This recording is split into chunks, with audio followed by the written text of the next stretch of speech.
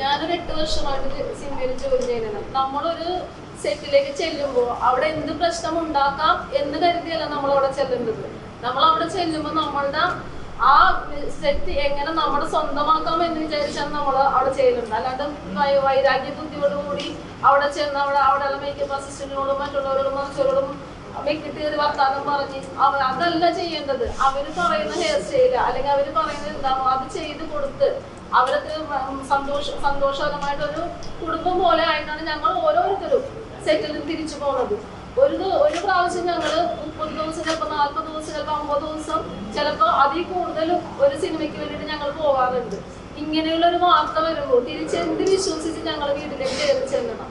ഞങ്ങളുടെ ഭർത്താക്കന്മാരോട് ഞങ്ങൾ എന്ത് പറയണം? ഇങ്ങനെയുള്ള വാർത്തകൾ വരും. ഞങ്ങളുടെ പേര് സഹിതം വെച്ച് പറഞ്ഞു തരും. എങ്ങനെ ഞങ്ങൾ കയറി ചെയ്ത് ഒരു മരണ വീട്ടിൽ ഞങ്ങൾക്ക് പോകാൻ പറ്റുന്നില്ല. എന്താണ് അവസ്ഥ? അപ്പൊ ഞങ്ങൾക്ക് ഉത്തരം തരേണ്ട ബാധ്യത നിങ്ങൾക്കും ഉണ്ട്. ഈ പെൺകുട്ടി ആരാണെന്നുള്ളത് നിങ്ങൾക്ക് വെളിച്ചത്ത് കൊണ്ടുവരാം, അല്ലെങ്കിൽ നിങ്ങൾ നിങ്ങൾക്ക് തന്ന ആ പെൺകുട്ടിയോട് നിങ്ങൾക്ക് ചോദിക്കാം. ഇതിന്റെ അടിസ്ഥാനം ഞങ്ങൾക്ക് തെളിവ് തരണം. ഇപ്പൊ ഞങ്ങൾ ഓരോരുത്തരും ചോദിക്കുന്നുണ്ട്, ഞങ്ങൾക്ക് തെളിവ് തന്നേ പറ്റൂ. ഞങ്ങളുടെ കൂട്ടത്തിൽ ഓരോരുത്തരും വിളിച്ച് ഞങ്ങളോട് പറയണേ പുറത്തിറങ്ങാൻ പറ്റണില്ല, ആത്മഹത്യയുടെ വക്കീലാണ്. ഞങ്ങൾ അവരെ ചേർത്ത് പിടിക്കുകയാണ് ചെയ്യുന്നത്. ഇരിക്കുന്ന ഓരോ വ്യക്തികളോടും ചോദിച്ചാൽ അറിയാൻ പറ്റും. ഞങ്ങൾ അവരെ ചേർത്ത് പിടിച്ചിട്ടുള്ള ഒരു ആത്മഹത്യകളും ഇല്ലാത്തത് അതുകൊണ്ടാണ്. അതല്ല എങ്കിൽ ഞങ്ങള് സത്യത്തിൽ ഞങ്ങൾ ആത്മഹത്യ ചെയ്താൽ ഞങ്ങൾക്ക് ഞങ്ങളുടെ സംഘടന വിശ്വാസമുണ്ട്. ഫെഫ്കയിൽ 100% ഞങ്ങൾ വിശ്വസിക്കുന്നു.